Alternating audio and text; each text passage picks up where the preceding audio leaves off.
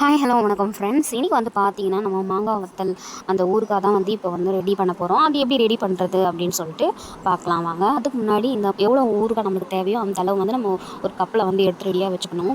இப்போ வந்து நாங்கள் கடாயில் வந்து தண்ணி வந்து நல்லா ஹீட் பண்ணிக்கினேன். இப்போது நம்ம எடுத்து வச்சுருக்க அந்த மாங்காய் வத்தல் இருக்குது பார்த்திங்களா, தண்ணி வந்து மூழ்கிற அளவு வந்து விட்டுணும். ஒரு 5 மினிட்ஸ் சிம்மிலேயே வச்சு இதை வந்து நல்லா அந்த மாங்காய் வத்தலை வந்து அதில் மூழ்கிற அளவுக்கு கொஞ்சம் அப்படியே 5 மினிட்ஸ் அப்படி விடுங்க. விட்டுட்டு அதுக்கப்புறம் நம்ம கடாய் இறக்கிட்டா போதும். அதை ஒரு தட்டை போட்டு மூடிடணும். ஒரு 1/2 அன் ஹவர் இது வந்து அப்படியே ஊறணும். ஒரு 1/2 அன் ஹவர் ஊறினா தான் அந்த மாங்காய் வத்தல் வந்து நல்லா சாஃப்டாக நம்மளுக்கு கிடைக்கும். அதுக்காக தான். இப்போ அதை நம்ம தனியாக எடுத்து வச்சாச்சு.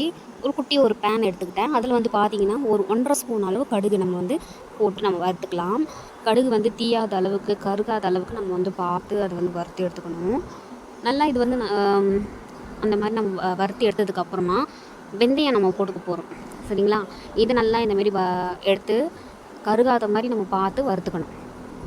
இப்போ இது வந்து ஒரு இதில் வந்து மாற்றிக்கலாம். அடுத்தது வந்து நம்ம வெந்தயம் வந்து வறுத்துக்கலாம். இப்போ வந்து நான் வெந்தயம் போட்டிருக்கேன். வெந்தயமும் அதே மாதிரி தாங்க, கருகக்கூடாது. கருகாமல் நம்ம வந்து இதை வந்து வறுத்து எடுத்துக்க போகிறோம். ரெண்டுத்தையும் தனித்தனியாக வறுத்து நம்ம மிக்சர் ஜாரில் போட்டு நல்லா பொடி பண்ணி எடுத்துக்கலாம்.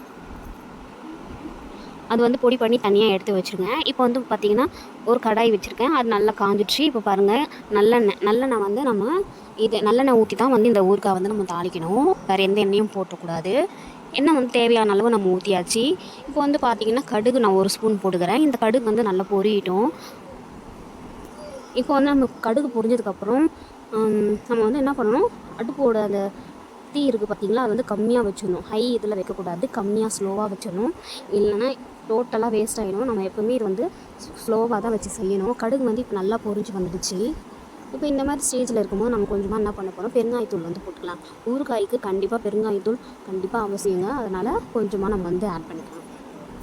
அடுத்து வந்து நம்ம பொடி பண்ணி வச்சுருக்கோம் பார்த்திங்களா, அது வந்து போட்டுக்கலாம். நம்ம வந்து அடுப்பு வந்து எப்போவுமே லோ ஃப்ளேமில் வச்சு தான் இதை வந்து செய்யணும். ஹையில் வச்சிடக்கூடாது. அது ரொம்பவுமே முக்கியம். இப்போ என்ன பண்ண போகிறோம் அப்படின்னா, தனி மிளகாய் தூள் இருக்குது பார்த்திங்களா, அது வந்து நம்ம சேர்த்துக்கலாம்.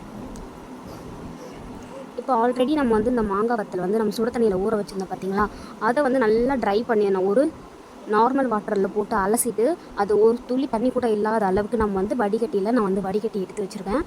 இப்போ அதை வந்து நான் வந்து போட்டுக்கிட்டேன். இப்போ அவ்வளோதான். இதை வந்து நல்லா மிக்ஸ் பண்ண வேண்டியது தான். நம்ம எடுக்கிற அந்த மிக்ஸ் பண்ணுறதுக்கான நீங்கள் எந்த கரண்டியாக இருக்கட்டும், அதில் கூட ஒரு துளி ஈரம் கூட இருக்கக்கூடாது. இப்போ இதுக்கு மேலே நம்ம இந்த ஊறுகாயில் கையே படக்கூடாது. கையே படாமல் பார்த்துக்கிட்டா தான் இது வந்து கெட்டு போகாமல் நல்லாயிருக்கும். அதே மாதிரி நம்ம கலர் இந்த கரண்டிலையும் சரி, ஒரு துளி தண்ணி கூட இப்போ இல்லை. இதுக்கு மேலே இதில் தண்ணியோ இல்லை கைகளோ எதுவுமே படாமல் தான் நம்ம பார்த்துக்கணும். இப்போ இது நல்லா மிக்ஸ் ஆனோடனே ஒரு 1/2 அன் ஹவர் கழித்து நம்ம எடுத்து சாப்பிட்டோம்னா அவ்வளோ டேஸ்ட்டாக சூப்பராக இருக்கும். ஏன்னா அந்த மசாலா எல்லாம் அந்த மாங்காயில் வந்து நல்லா இறங்கியிருக்கும். ரொம்ப ரொம்ப சிம்பிளாக ஈஸியான மாங்காய் வத்தல் ஊறுகாய் வந்து இப்போ சூப்பராக ரெடி ஆகிடுச்சு.